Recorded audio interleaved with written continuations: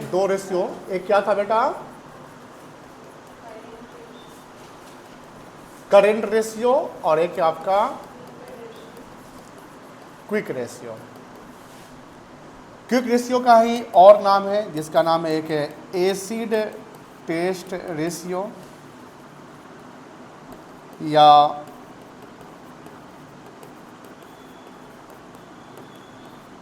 Liquid ratio. First of all current ratio क्या है? It shows the relationship between current assets and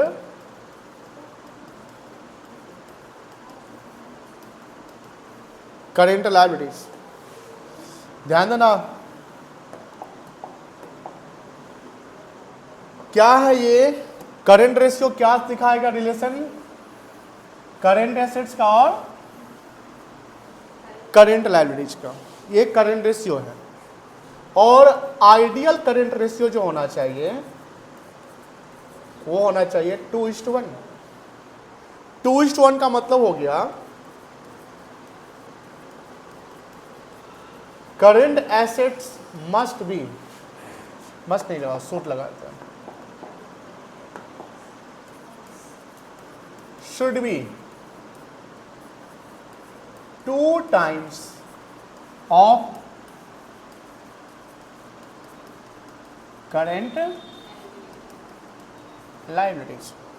मतलब कि जितना करंट एसेट्स होगा वो करंट लायबिलिटी का 2 गुना होना चाहिए। कितना होना चाहिए बेटा? 2 गुना। करंट रेशियो निकलेगा कैसे? बहुत इजी फॉर्मूला है, current assets divided by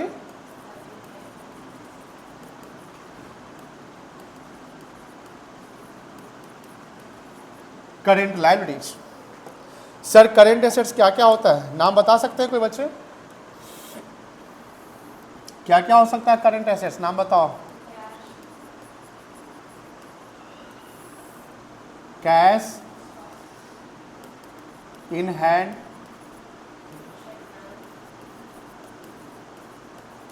cash at bank, stock, prepaid expenses, debtors, bills receivable, जिसको हम ट्रेडिशनल कह सकते हैं, शॉर्ट टर्म इन्वेस्टमेंट्स,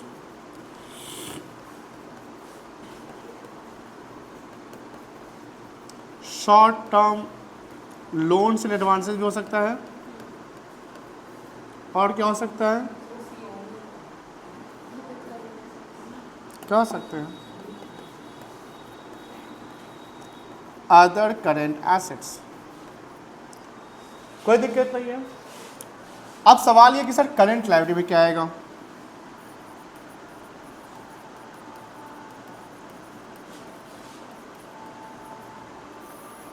बता सकते हैं?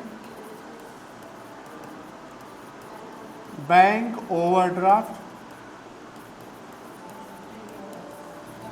Creditors, bills payable, short term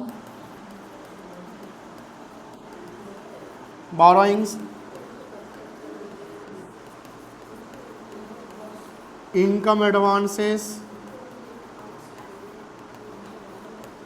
outstanding expenses. अच्छा, यहाँ इनकम एक्रूड लिख देना कोई भी। Very good question. Income advance मतलब जो इनकम बना उसे बनने से पहले हमने जो रिसीव कर लिया इनकम, उसको इनकम एडवांस कहेंगे। आउटस्टैंडिंग एक्सपेंसेस, और क्या बोल रहे थे आप? Yes, short term provisions. नहीं, हाँ डिबेंचर आएगा जब वो पेबल विद इन 1 ईयर रहेगा तब मेंशन रखना पड़ेगा, अगर मेंशन नहीं है तो लॉन्ग होगा। अदर करंट लायबिलिटीज, यानी the sum of current assets upon the sum of current liability equals to current ratio, और इसका आइडियल ये होना चाहिए, मतलब आइडियल ऐसा कि नहीं कि 2:1 ही रहेगा। अब जब 2:1 का मतलब ये हो गया कि अगर करेंट लायबिलिटी x है तो करेंट एसेट कितना होना चाहिए 2x। अब सपोज करो कि करेंट रेशियो का रिजल्ट हमारा 3:1 आया, करंट रेशियो मेरा कितना आया, इसका मतलब कि अगर करंट लायबिलिटी x है तो करंट एसेट कितना हो जाएगा 3x। अगर करंट लायबिलिटी 1 लाख है तो करंट एसेट कितना आ जाएगा 3 लाख। कोई दिक्कत नहीं है। जब हम क्विक रेशियो की बात करते हैं तो इसका फॉर्मूला क्या है, quick assets divided by current liabilities. Sir quick assets का मतलब क्या हुआ, वैसा एसेट्स जिसको हम क्विकली कैश में कन्वर्ट कर सकें। इसमें सारा एसेट्स क्विकली कैश में कन्वर्ट हो सकता है एक्सेप्ट टू दो एसेट्स है जिसको हम क्विक नहीं कह सकते हैं, स्टॉक और प्रीपेड एक्सपेंसेस। और ये याद रखिएगा आइडियल क्विक रेशियो होना चाहिए 1:1। 1:1 मतलब दोनों बराबर, यानी जितना सीएल है उतना क्विक एसेट मेरे पास होना चाहिए कि अगर करंट लायबिलिटी का पेमेंट करना है तो उसको जल्दी से हम पैसा कैश में कन्वर्ट करा सके। तो दो चीज़ को छोड़कर सारा करंट एसेट्स। तो क्विक एसेट निकालने का फॉर्मूला क्या होगा, जो हमारा करंट एसेट्स है वो ले लेंगे और इसमें से माइनस क्या कर देंगे बेटा, स्टॉक एंड, ये समझ में आया, कोई दिक्कत नहीं है। स्टॉक और प्रीपेड को हटा दो तो पूरा क्विक एसेट्स हो गया, ठीक है ना। तो these two ratio, that is the current ratio and quick ratio, is the part of liquid ratio and the result of liquid ratio is given in times. These are the formulas, और इस पर लोग सवाल बना सकते हैं। एक चीज याद रखिएगा, इसमें एक कॉन्सेप्ट आएगा वर्किंग कैपिटल का। वर्किंग कैपिटल कैसे निकलता है, कोई बता सकता है? वर्किंग कैपिटल निकलता है करेंट एसेट्स, ये इसका बहुत यूज होना है, माइनस